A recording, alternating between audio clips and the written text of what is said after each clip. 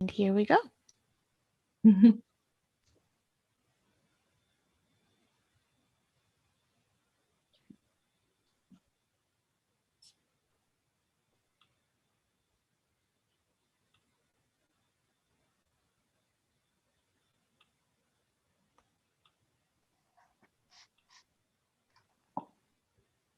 Hello, welcome everybody. We are finally here. My name is Noelia. I will be your Etchr host today. If you can hear us, please type llama in the chat just to double check that my sound is working. I have with me Chiara. She is amazing and she will be teaching us a lot about painting with watercolor. So I will actually leave it up to you, Chiara. Could you tell us a little bit about yourself and what we're actually doing today? Yeah, so as Noelia said, I paint a lot in watercolor. I started about 4 years ago, totally fell in love with it, and I'm so happy to basically, give a bit of what I've learned so far and convey what I love about watercolor. So I hope you like and enjoy this session. And I will be painting a sky, so sunset clouds, quite a dramatic sky with colors, and focusing a bit on the wet in wet technique, which normally is what kind of it's a bit more tricky, especially for beginners, because you need to judge what's the amount of water on the paper, what's on your brush. It can be a bit difficult at the beginning. At least that's what I was struggling with at the beginning, and I like to kind of help other people to learn. And yeah, that's going to be pretty much it. So quite a lot of wet and wet. I will be preparing the colors first. I think this is a good tip, especially for beginners. Try to have your colors first on the palette so you don't waste time mixing. And especially when you're doing wet and wet, the paper, the ratio, the water, and the timing is very, very important. So you want to have everything ready. So I will be mixing the colors and then explain a bit how I'm going to basically put the clouds on paper and what type of edges I'm looking for. So it will be, of course, mainly wet and wet, so soft edges, but I will try to create different, some harder ones, a bit more defined towards the horizon. And of course, different colors. So try to create like a gradation from blue to orange as it's named. Okay, awesome. So what colors are we using today? How are we getting started? Yeah. So colors, I will be putting on my palettes. First, not very watery, like a thickish blue, warm blue. It can be cobalt blue or ultramarine blue with even a bit of manganese or turquoise if you have, just to give it a bit of cooler feel of the evening. And this will be for the top of the sky because normally the sky on the top is warmer, so it has a warm bias, a red bias. And progressively, as you go to the horizon, the color becomes cooler. So we will switch and we will prepare a pool of color of manganese blue or cerulean blue, if you have, which is a blue with a cool bias, so a yellow bias. And then we will have another mix of the actual clouds. So it will be mainly cobalt blue, even a bit of ultramarine, and burnt sienna. This will give us a nice, rich gray. We can also add a tiny bit of quinacridone red, just to give a bit of a twist of a violet. And this will be used for the clouds on the top, a bit softer, and then the clouds at the bottom as well. For the right-hand side, I don't know if probably people saw the reference photo, they are a bit more defined. So to do that, we will use the same mix, but make it a bit thicker and wait a bit to put the paint on paper just to get a bit more definition in that area. And for the orange, I would suggest a warm yellow, so yellow with a red bias, which could be cadmium yellow, or I use Sennelier yellow light, it's called. It's just a warm yellow. And cadmium red or Scarlet Lake, any warm red. This because the orange that you create out of primaries, if you have orange, you can also use orange, but if you create the orange, so the secondary color from the primary is richer and is more varied when you put it on paper. And it's important that if you want a very, very bright, vibrant orange, that you use colors that are both warm. If you introduce a like yellow that has a cool bias, it will create more like a dull orange. So we want to use a warm yellow and a warm red. Okay, And yeah, this pretty much are the colors. awesome. Can we get started? Yeah, yeah. So I'm just gonna prepare my mixes. I'll just get, I have with me just for the brushes, if you need, I put this in the list. It's a medium soft brush, can be synthetic squirrel or goat. I have a Chinese goat brush like this for the first big wash. And then for the defining the clouds, we have, in this case, mine is a well, synthetic squirrel, it's Ultimo Escoda, and it's 8 and 10, so medium and small, just to vary with the brush stroke. And if you have any brush, any big brush, flat or round, just to cover the paper with the water. So I'm just going to be mixing first. I don't know if it's visible or on the, I can show it here maybe, the mix. Awesome. Yeah. Yep. So I will prepare a bit of cobalt for the top. As I said, I don't want to put too much water because I will put water on the paper. So if this is very watery, mixed with the water on the paper, we will have sort of like a lot of flow and the color will be a bit more diluted. So we need to keep it a bit more thick, not too thick, but a bit thicker. So like this, we can add a tiny bit of manganese just to give it a cool, like this. So we need, I always prepare more paint than I need because I don't want to be caught in the middle with no paint. So this will be our first tool for the top of the sky. And then I will have a tool for the, well, the middle part. So this is pretty much what we're working towards. I don't know if you can see. Yeah. Yep. So the top will be a bit warmer, and then here we have a bit of this more cerulean cooler blue. So this is what I'm preparing here. Again, not very watery, but a good consistency. I would say sort of milky consistency. Okay. And then we will have a bit of blue, cobalt blue and ultramarine. I like to mix because sometimes if I use only the cobalt, it granulates too much. It's a nice feature to granulate, but not always. So if you mix it cobalt and ultramarine, it doesn't granulate as much. And then I'm adding the raw sienna, sorry, burnt sienna, always confuse them, but it's not the same thing. So we are creating this rich blue-gray. If we add a bit of quinacridone red or any other like alizarin crimson, so a cool red, we give a bit of a purple nuance to it. So just again, this will be a bit thicker. We want kind of intense, vibrant clouds. So a bit of, again, of the quinacridone and quite a lot of blue. This one needs to be quite a lot because we have a lot of clouds. So again, just creating the mix. So it's ready for us. This will be the mix for the clouds that we have on the top. And then when we add the other clouds on this side that are a bit more defined, we will wait a bit more so we get this more definition, and we also will also darken the mix a bit more, make it actually thicker more than dark. Okay, that should be enough. So it doesn't mean that if you prepare the paint, you won't have to actually mix it on the fly. Sometimes you have to do that as well, but it's better to have at least some of it ready. Mm-hmm. So orange, again, this warm yellow that gives us like a bright orange, and then the red as well. So quite a bit of that. Yeah.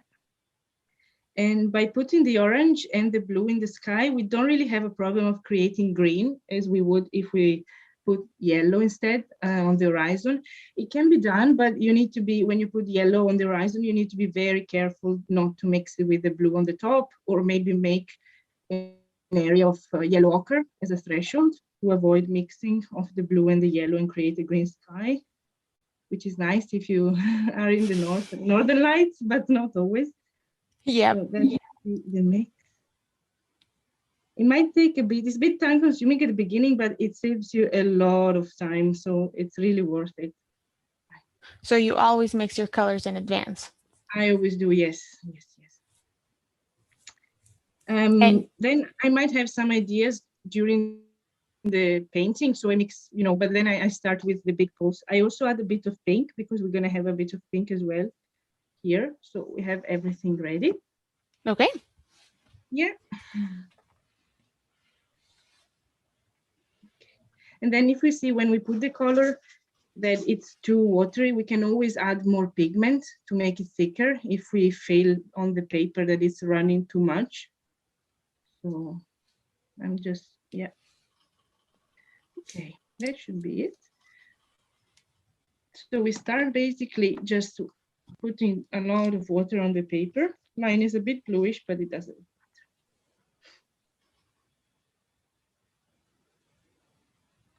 As I'm going down, actually, because I have two basically pots of water, I can switch to the one that I clean the orange with because it will be orange on the bottom. So if there is a hint of color, we have actually everything covered.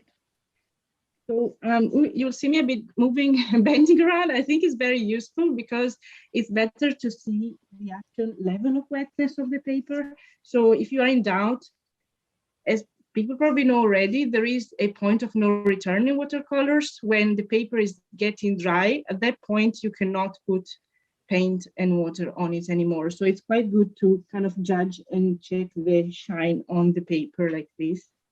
Okay. And our viewers can't actually see our faces right now. So what Chiara was referring to is she is bending towards the side to check her Yeah. piece of paper from a different angle instead of strictly above. Yeah. So when the paper is saturated, you can just, when there are sometimes some hairs, okay, you can leave it to settle a bit. You don't want pools of water on it, so you can leave it settle. Another good tool while the paper is settling is the spray bottle. So in this case, if the paint is drying too fast and you want a bit more time to work on it, you can spray a bit more. It's a good tool to use. So I think here we are pretty much okay. It's a good shine. I will wait just a wee bit more so we have more definition. If you go straight in when it's very wet, the paint spreads a lot. If it's an effect you want, it's great. But in this case, we want to create clouds, so we need to be able to leave some areas white, especially because we want like a sort of a rim, an edge, pink edge to the clouds. We need to leave the white first and then add the pink. So we need to kind of, leave it out from the blue. Mhm. So just waiting a bit more. I think now we are good. Okay. So And you yeah, have your paper tilted, don't you? I do, yes. I always till the paper. I'm just adding a bit more color here. I always till the paper because I think it helps to create a movement. So here, Okay. yeah. So here is just putting this rich color again, the darker blue here. Here I want a bit more movement. Again, you can just spray it on and go. And yeah, I think I should have mixed more blue, but I can always do on the fly. So this is for the top, the top of the sky, and it will be a nice warm blue. And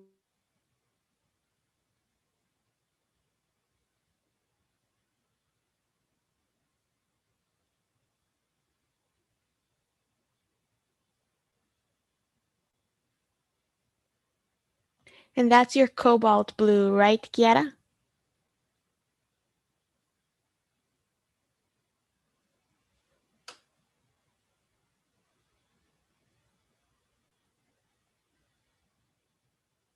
Oh, Chiara, I lost your audio.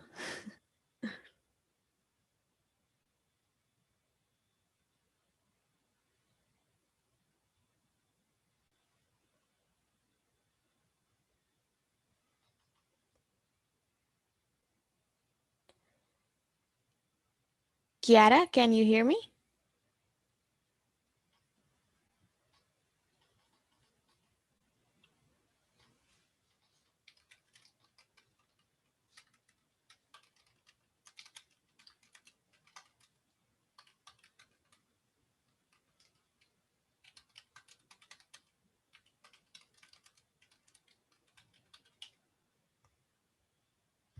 Hello, everyone. It seems as though we're having a little bit of tech issues, but I am getting in contact with Chiara to get her sound back on. Um, until then, I want to remind you that if you have questions for her, to please type them in the chat. And if you would kindly type question in all caps, that allows me to make sure I am not missing your question in the chat, and I will ask them to Chiara as we move along. Um, and she will also be doing a mini workshop with us soon. So, as we get towards the end of this demo, we will tell you more about that mini workshop and everything that you will be able to learn from her way more than in this quick demo.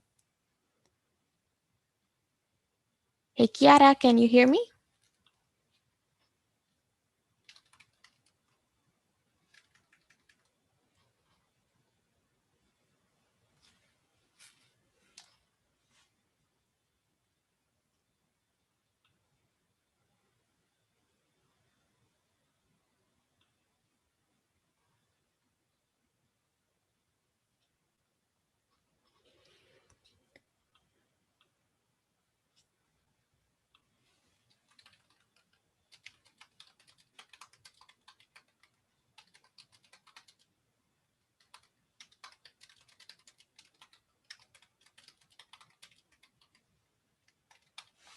Until we get Kiara's audio back, could you please comment in the chat if you have decided to follow along today? And tell us if you paint skies and if you use watercolor to paint skies, and what are your favorite type of skies to paint, whether that is sunny, stormy, sunrise, sunset. Let us know.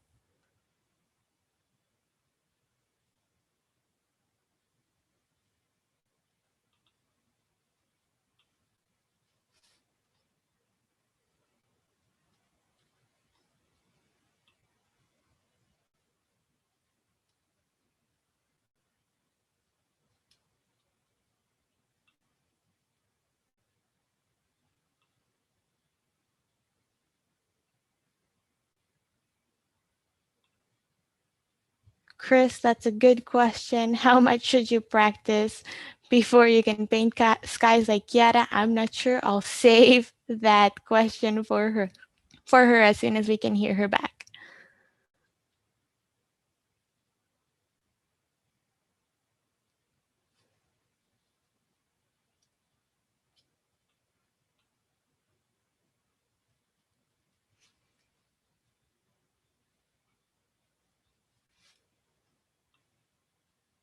Sunsets, yes, sunsets are beautiful. Who else loves painting sunsets or sunrises?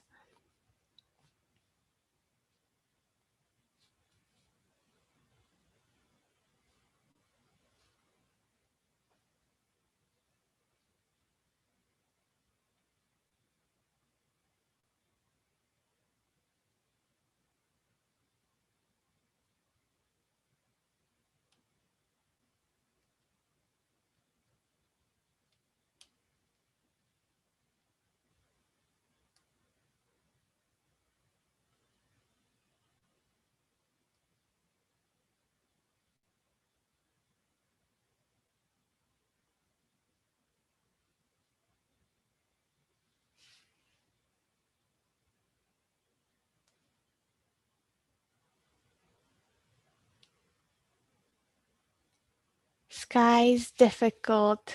Yes, skies are difficult. The clouds, especially, yes, that's hopefully what we should be learning with Chiara. Chiara is awesome at making skies. She loves actually painting dramatic skies. When I first met with her, that's one of the first things she told me. And actually, during her mini workshop, she will be teaching us more of how to paint those dramatic skies, getting those clouds in, and making sure they look like clouds and not just blobs. Hello, Chiara. Can you hear me?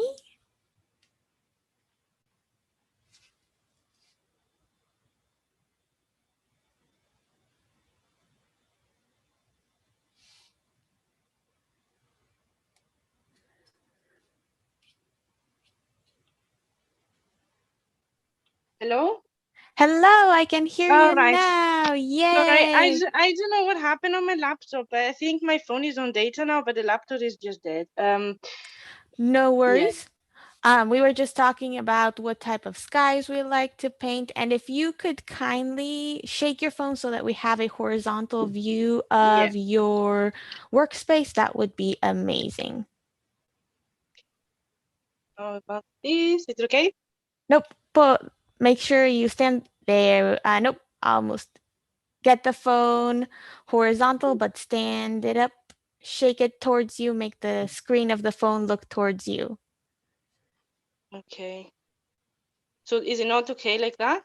Nope, I still see it vertical. Um, can you see me and hold your phone? Okay, I cannot see you, but let me see. I just There we put go. myself at And now the if side. you shake your phone, make it face you, we should be able to rotate it.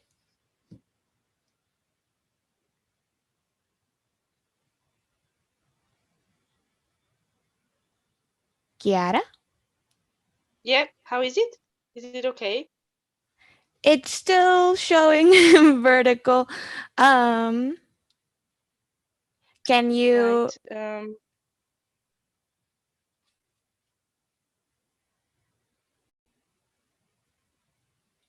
is the lock on your screen on? Or the no rotation? I don't know why, but today is not a day for technology somehow. Technology doesn't like us today, and that's okay. I'm just right. Okay, now you see me like this. If I turn around, you see me There we this go. way. Now I got it. Now you Right. got it I think I horizontal. Yay. Awesome. Thank you. okay. Good Now stuff. we can see way better your workstation. I must look like it's okay.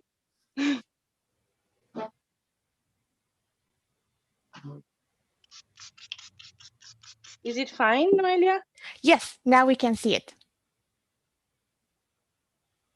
Okay, so that was a bit tricky because, as I said, it's time sensitive and this waiting didn't help. So I had to spray a lot to keep it wet.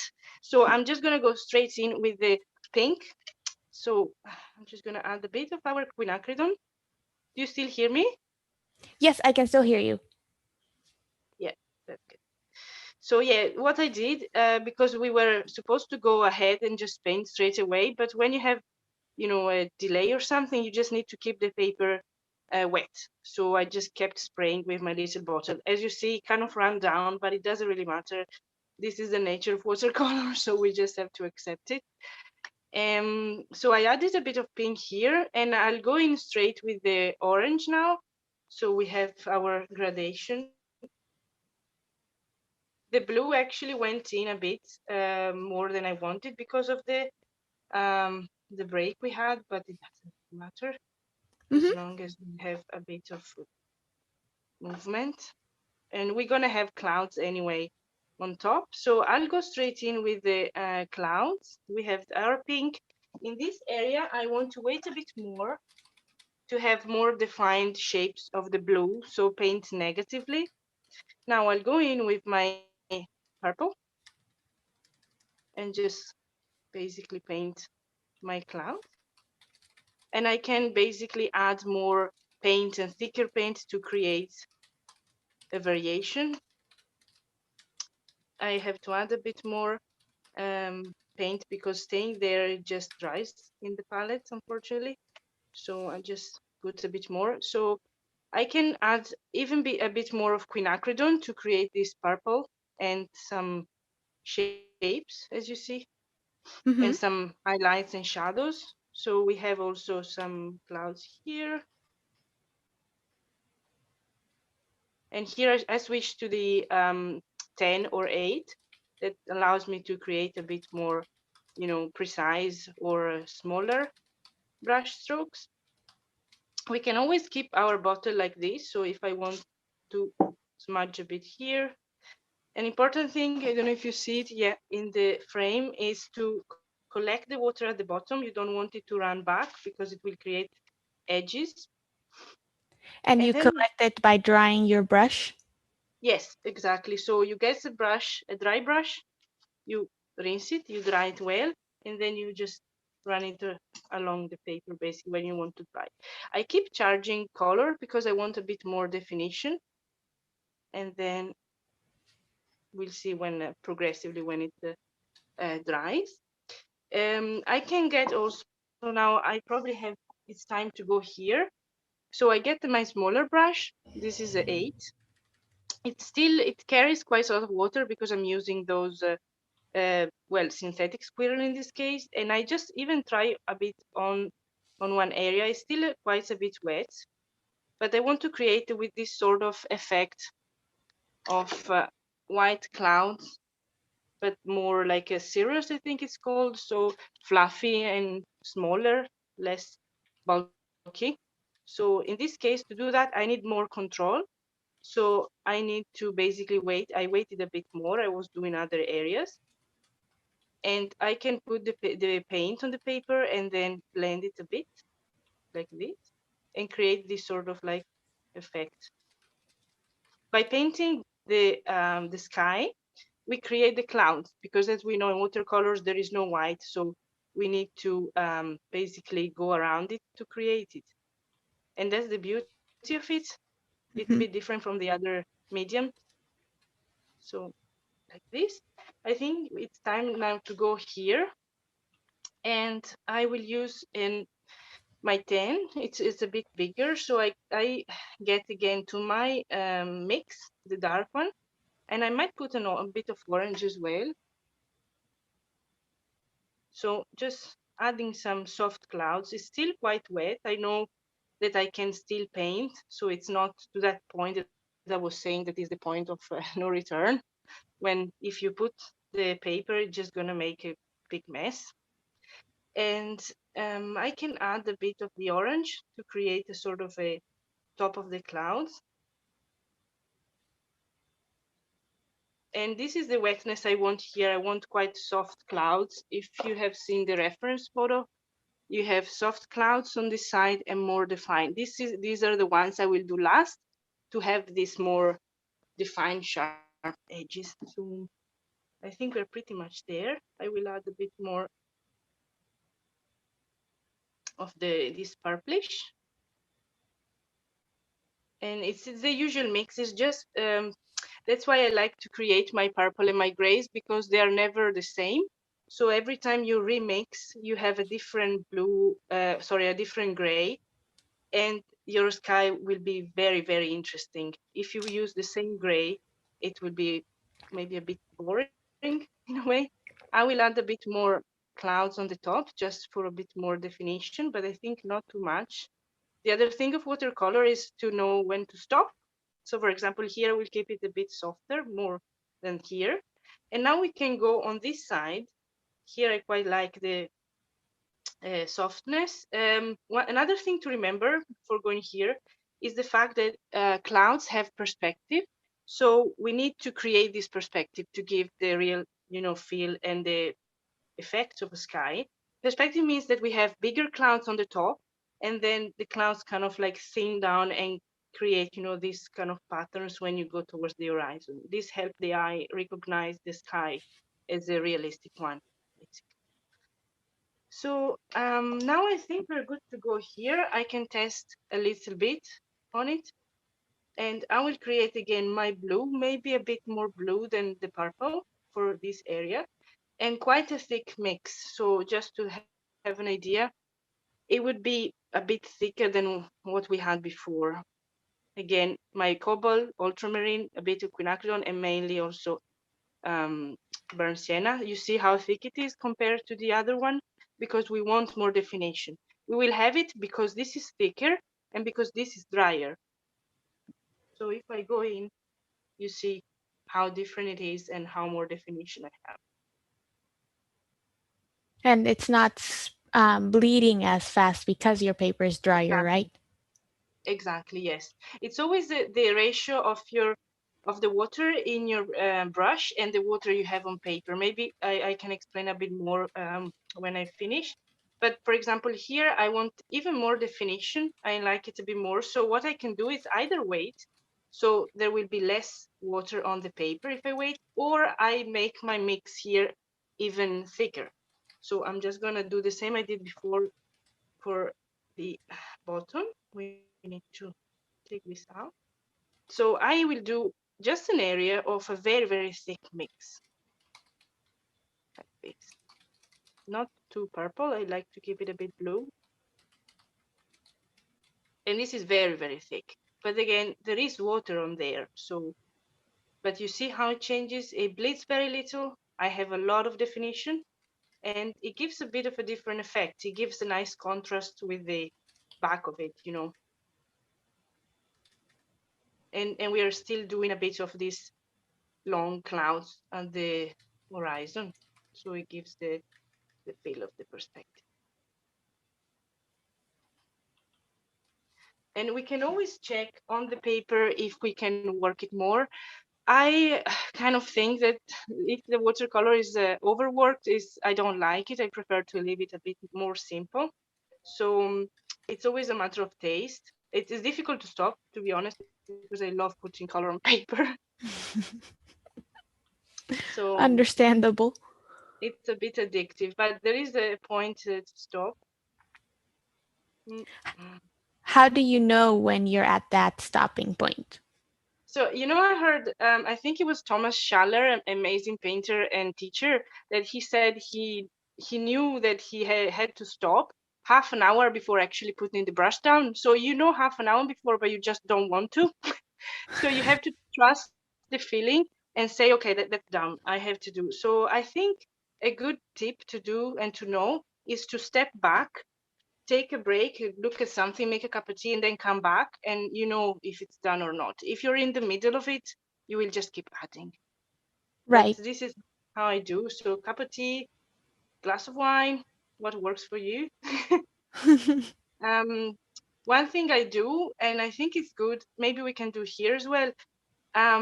Whenever I think I'm finished, I put birds in my sky, my landscape. It's kind of a way of telling myself, okay, you're done. You cannot add anything after you've put the birds.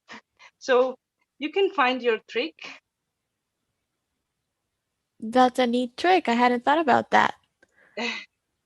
So, Yeah. but So when you're working wet on wet, yeah. how, I mean, if you take a break and then come back to it, So yeah, this works more when you do a full piece and you are in the second stage when the wet and wet is more limited. So normally I do a lot of wet and wet on the first wash when it's a complex landscape.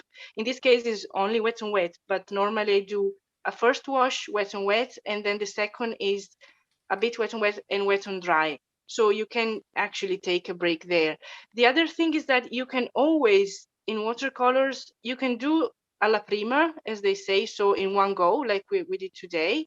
So you just wet the paper, put the colors, and just carry on until the paper is dries out. Talking about it, I'm just gonna put maybe a bit of horizon just to give a context. So I was saying you can always come back to the painting and work wet in wet by letting it dry completely. Let's say I like the sky, but I would like to add some other clouds wet in wet, but I don't hmm have time. It got to the point that I cannot add anymore. So I have to let it dry completely, bone dry, hair dryer overnight is too much, even hair dryer.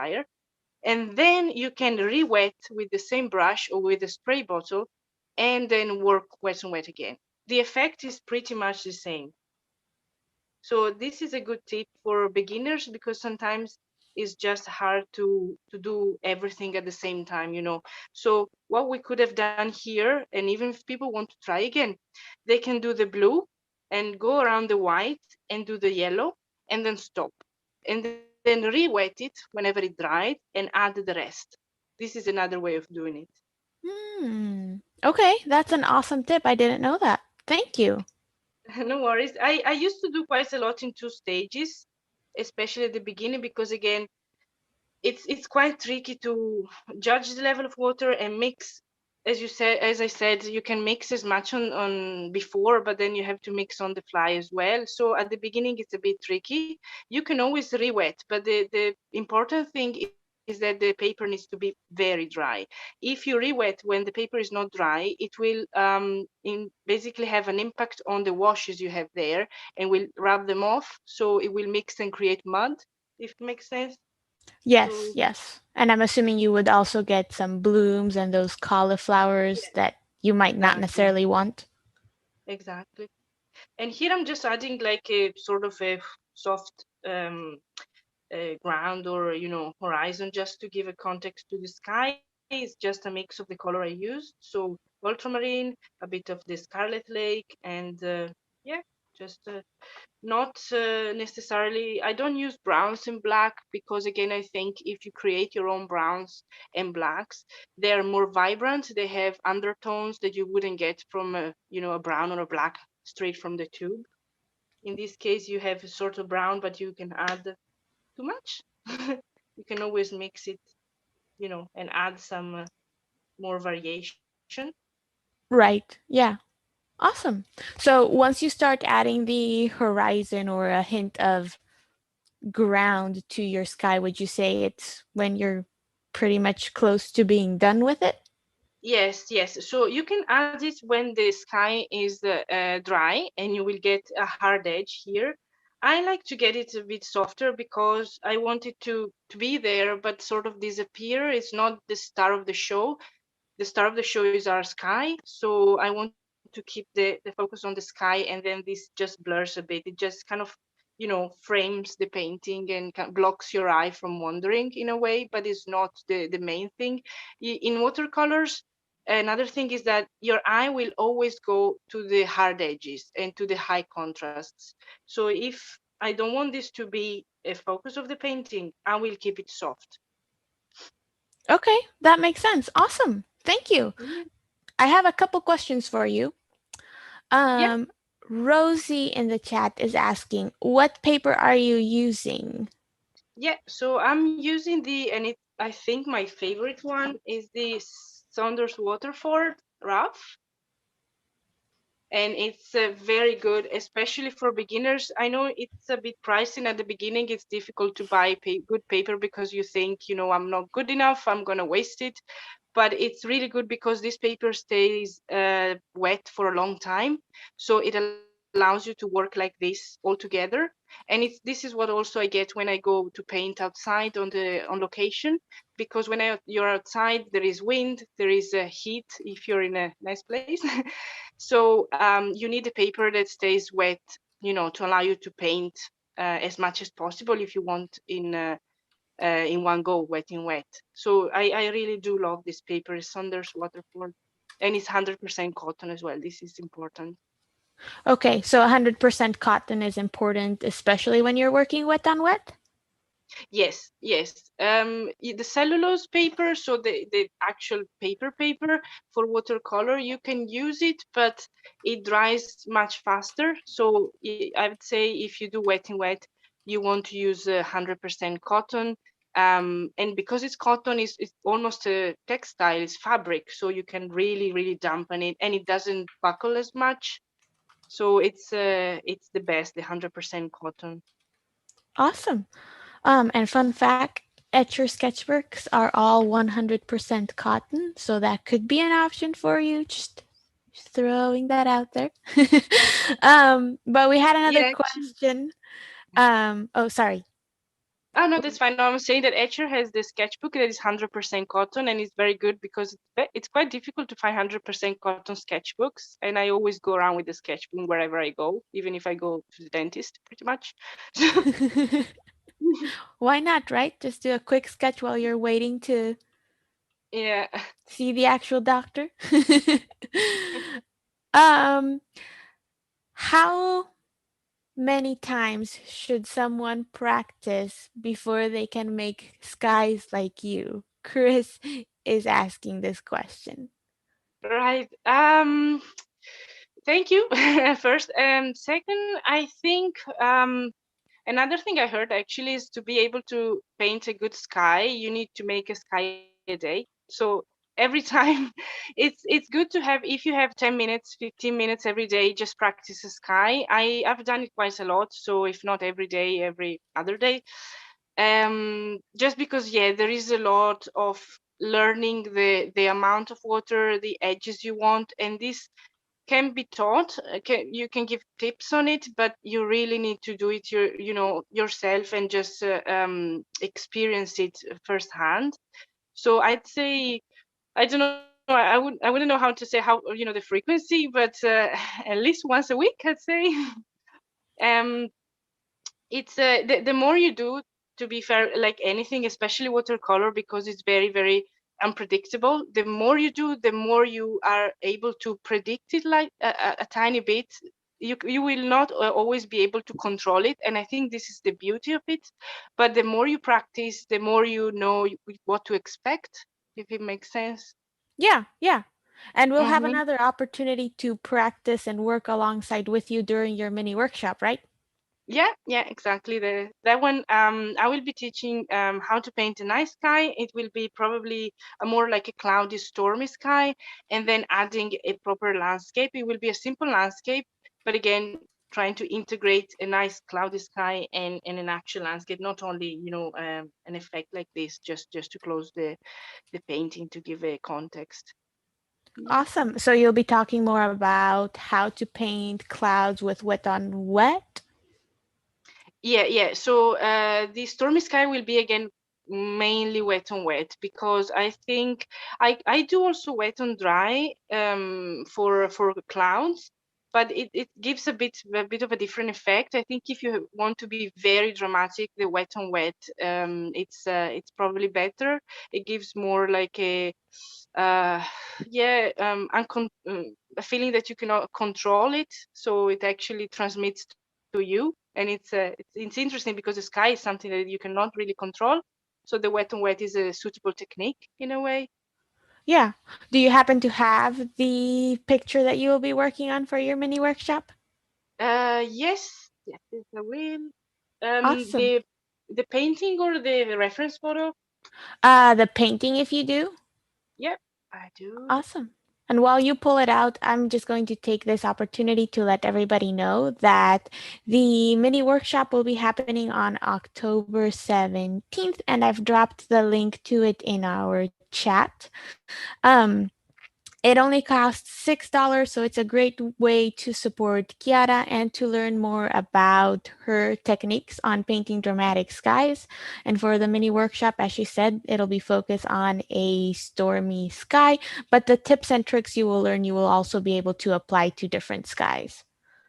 Oh, Yeah, lovely. yeah. So this is the landscape in Tuscany, actually.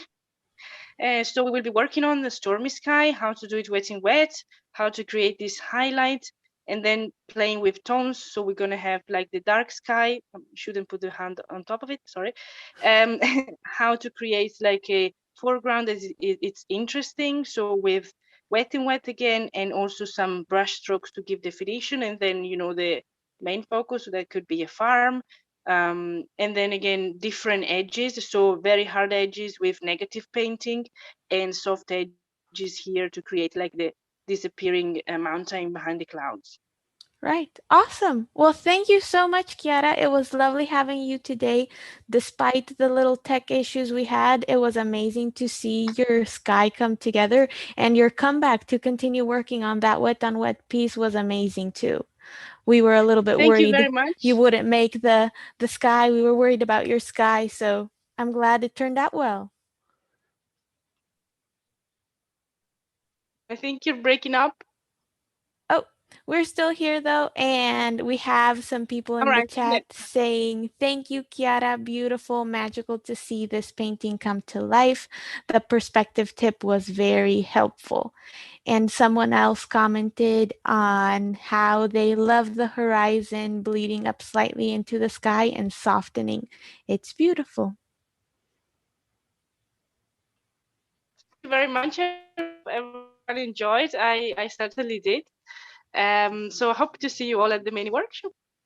Yep, I will drop the link to the mini workshop in the chat one more time. And we also have a quick feedback survey that takes about 30 seconds to a minute to complete. If you can take a minute of your time to fill that out, it just lets us know what you thought about today's live demo.